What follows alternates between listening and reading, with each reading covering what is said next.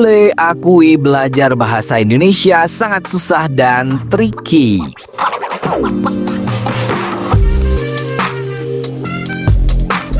Bahasa Indonesia memang dikenal oleh banyak orang sebagai salah satu bahasa yang digunakan di PBB, khususnya di UNESCO.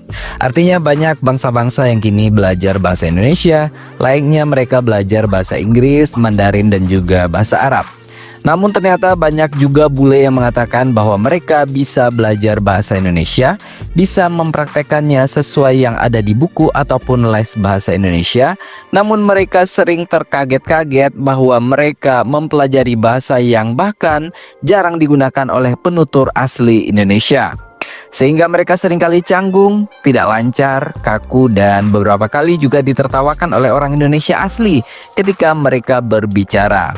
Jadi di mana sebenarnya poin tersulit dan mendebarkan dari mempelajari bahasa Indonesia bagi orang asing? Mempelajari bahasa Indonesia bagi penutur asing, terutama dari negara-negara barat, seringkali menghadirkan tantangan tersendiri.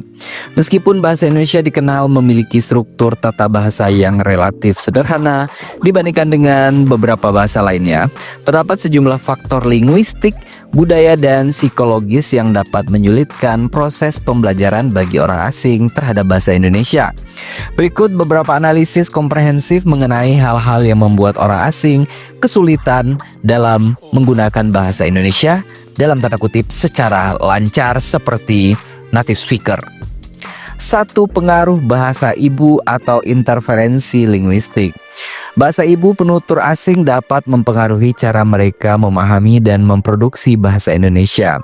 Misalnya penutur asli bahasa Inggris ataupun Jerman yang terbiasa dengan struktur kalimat subjek, predikat, objek mungkin mengalami kebingungan saat menghadapi struktur kalimat bahasa Indonesia yang lebih fleksibel, terutama bahasa Indonesia tidak baku yang biasa digunakan di banyak daerah termasuk DKI Jakarta. Selain itu, perbedaan dalam fonologi seperti bunyi konsonan dan vokal yang tidak ada dalam bahasa ibu mereka dapat menyebabkan kesulitan dalam pelafalan dan pendengaran. 2. Sistem imbuhan yang kompleks dalam bahasa Indonesia. Bahasa Indonesia memiliki sistem afiksi yang sangat kaya, termasuk awalan, akhiran, sisifan, dan juga konfiks. Kata dasar dapat berubah-ubah makna secara signifikan dengan penambahan imbuhan-imbuhan tertentu. Misalnya kata pukul dapat berubah menjadi memukul, dipukul, pemukul, pukulan, dan sebagainya. Hal ini sangat-sangat tidak mungkin ditemukan dalam bahasa Inggris. Variasi ini dapat membingungkan sekali bagi penutur bahasa asing yang tidak terbiasa dengan perubahan bentuk kata yang kompleks seperti ini. 3. Kosakata yang sangat-sangat multitafsir. Banyak kata dalam bahasa Indonesia memiliki makna ganda tergantung pada konteks penggunaannya. Contohnya kata bisa dapat berarti mampu ataupun juga racun, tergantung pada konteks kalimatnya. Kata muka bisa berarti wajah ataupun juga posisi yang ada di depan. Ambiguitas semantik ini dapat menyulitkan penutur bahasa asing dalam memahami dan menggunakan kata-kata tersebut secara tepat. 4. Variasi bahasa daerah dan dialek-dialek yang sangat banyak. Indonesia memiliki lebih dari 700 bahasa daerah yang mempengaruhi cara orang-orang berbicara dalam bahasa Indonesia. Seringkali bahasa Indonesia yang digunakan dalam percakapan kita sehari-hari dimanapun itu berada sangat-sangat banyak yang bercampur-campur dengan bahasa daerah, menghasilkan variasi dialek yang berbeda-beda dan sangat kaya makna. Hal ini dapat membingungkan penutur bahasa asing yang telah mempelajari bahasa Indonesia yang standar-standar saja, karena mereka harus menyesuaikan diri lagi dengan berbagai bentuk bahasa daerah yang tidak sesuai dengan yang mereka pelajari selama ini. 5. Perbedaan dalam tingkat formalitas bahasa. Bahasa Indonesia memiliki variasi dalam tingkat formalitasnya, dari bahasa baku yang digunakan dalam situasi resmi, sama juga dengan yang mereka pelajari, hingga bahasa gaul atau bahasa tidak baku yang sangat-sangat populer digunakan dalam percakapan sehari-hari dimanapun kita berada. Penutur asing mungkin mengalami kesulitan dalam menyesuaikan penggunaan bahasa mereka sesuai dengan konteks sosial, terutama jika mereka tidak terbiasa dengan nuansa budaya yang mempengaruhi pilihan kata kata-kata dan gaya berbicara. 6. Kesulitan dalam keterampilan menyimak dan berbicara. Penelitian menunjukkan bahwa keterampilan menyimak dan berbicara merupakan tantangan utama bagi penutur asing dalam mempelajari bahasa Indonesia. Hal ini disebabkan oleh kecepatan berbicara penutur asli, penggunaan kosakata yang tidak dikenal, serta intonasi dan pelafalan yang berbeda-beda dari bahasa ibu mereka. Selain itu, kurangnya kesempatan untuk berlatih berbicara dengan penutur asli Indonesia dapat menghambat perkembangan keterampilan orang-orang ini. 7. Kurangnya sumber belajar yang memadai. Dibandingkan dengan bahasa internasional lain, sumber belajar bahasa Indonesia bagi penutur asing masih tergolong terbatas, terutama yang ada di luar Indonesia. Ketersediaan materi pembelajaran seperti buku teks, aplikasi, dan kursus daring yang dirancang khusus untuk penutur asing sangat-sangat penting untuk mendukung proses pembelajaran yang lebih efektif agar lancar. 8. Motivasi dan kepercayaan diri. Motivasi yang rendah dan kurangnya kepercayaan diri dari orang-orang bule ini dalam menggunakan bahasa Indonesia dapat menjadi hambatan signifikan bagi penutur asing. Rasa takut membuat kesalahan atau tidak dipahami dapat mengurangi keinginan mereka untuk berlatih dan berinteraksi dengan penutur asli Indonesia, yang pada akhirnya menghambat kemajuan mereka dalam mempelajari bahasa Indonesia itu sendiri. 9. Perbedaan budaya dan konteks sosial. Pemahaman terhadap budaya Indonesia sangat-sangat penting dalam penggunaan bahasa yang tepat. Perbedaan dalam norma sosial, nilai-nilai dan kebiasaan komunikasi dapat menyebabkan kesalahpahaman atau penggunaan bahasa yang tidak sesuai dengan situasi. Penutur asing perlu memahami aspek budaya ini untuk berkomunikasi secara efektif dan sopan dalam bahasa Indonesia. 10. Strategi pembelajaran yang tidak tepat. Metode pembelajaran yang tidak sesuai dengan gaya belajar penutur asing dapat menghambat proses pembelajaran. Pendekatan yang terlalu fokus pada tata bahasa tanpa memberikan konteks praktis atau kesempatan untuk berlatih berbicara dapat membuat pembelajaran terasa membosankan dan kurang efektif. Lagi-lagi, akhirnya orang bule ini hanya bisa berbicara bahasa Indonesia baku yang tentunya jarang sekali digunakan oleh orang-orang Indonesia seperti kita. Tentu ini akan membuat mereka menjadi semakin kagok. Penting untuk menggunakan strategi pembelajaran yang interaktif dan kontekstual untuk meningkatkan keterlibatan dalam pemahaman penutur asing-asing ini. 10, 9, 8, 7, 6, 5, 4, 3, 2, 1, 0. Here in Indonesia, we don't just say Mr., Mrs., or Miss. Here in Indonesia, we say Pak, Bu, Ibu, Bapak, Mas, Bang, Mbak, Bang, Abang, Neng, Eneng, Beli, Kak, Kakak, Adek, Coy, Chai, Beb, Beb, Doi, Uda, Uni, Lae, Amang, Mang, Kang, Aa, Sayang, Say, Yang, Boru, Nan Tulang, Cut, Cak. I also say Teteh, Teh, Besti, Lur, Daeng, Bung, Sri, Bos, Bosku, Cintaku, Cici, Koko, Ko, Om, Paman, Nona, Nyonya, Ito. Ya, kalau aku lupa sesuatu, tolong isi di komen. Makasih. Satu hal tersulit untuk orang luar di Indonesia itu bahasa Indonesia. Kemarin aku butuh sesuatu dari toko, jadi aku pergi ke situ. Saya bilang sama kakak toko, saya mau tali. Dia tanya, kamu mau tali yang gimana? Dia pergi bawa tali begini besar, kayak kabel HP. Bukan tali ini, tapi tali dengan jarum.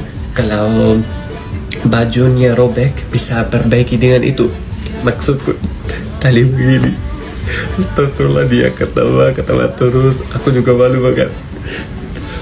Bahasa Indo katanya adalah bahasa paling gampang di dunia. Aku nonton video di mana orang bule bilang kalau bahasa Indonesia itu bahasa paling gampang di dunia. Aku udah belajar bahasa Prancis, bahasa Spanyol, bahasa Inggris, bahasa Rusia, dan aku bisa bilang itu salah. Orang yang bilang gitu, mereka nggak tahu kalau bahasa Indo itu ada yang formal dan gak formal. Nah, Bahasa nggak formal susah untuk aku gerti. Bisakah kamu jelaskan ke aku teks selanjutnya? Gak apa-apa literally means not what.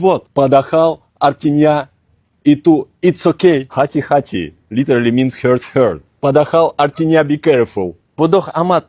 Very stupid. Padahal artinya I don't care. Bahasa Indonesia itu susah. Setelah 6 tahun di Indonesia, ada yang masih bikin aku bingung. Ketika aku mau beli tiket pesawat atau tiket bis, ada ekspresi pulang pergi. Tapi kenapa pulang pergi? Misalkan aku pergi hari ini dan aku pulang besok, berarti pergi pulang. Kenapa pulang pergi? Ada yang bisa jelaskan? Kenapa pulang pergi bukan pergi pulang? Bahasa Indonesia itu susah banget.